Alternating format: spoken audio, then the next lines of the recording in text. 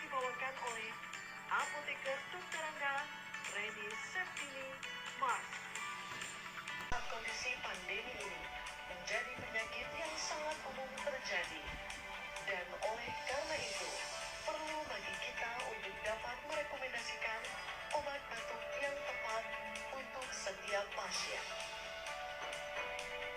Untuk topik kedua mengenai konstipasi atau sembelit, cukup relevan dengan situasi saat ini, di mana kebanyakan orang masih tetap tinggal di rumah dan adanya pemberlakuan aturan PSBB lagi.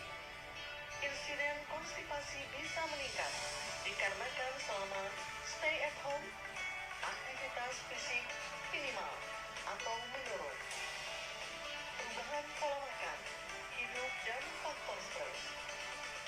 Namun, penggunaan laksatif untuk mengatasi konstipasi tidak dapat sembarangan.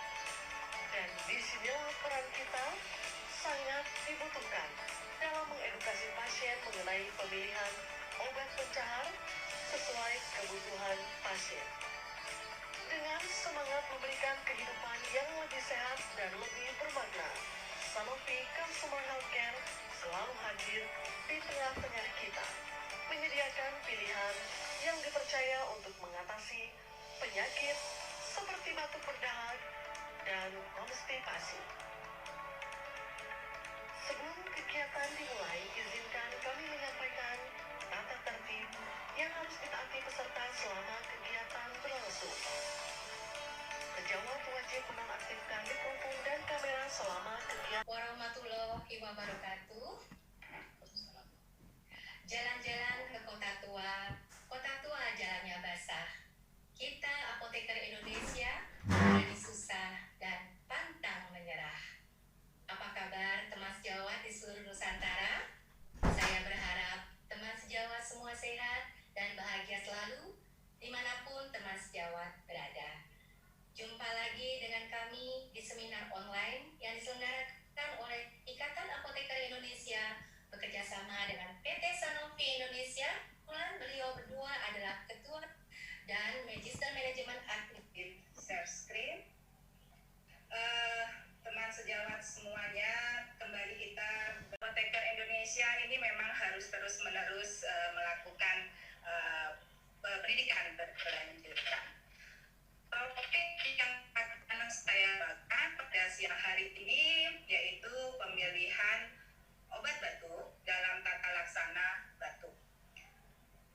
Tujuan dari pembelajaran sharing siang hari ini adalah agar peserta dapat mengetahui pemberian informasi dan edukasi terkait tata laksana terkait batuk maupun tata laksana dari batuk.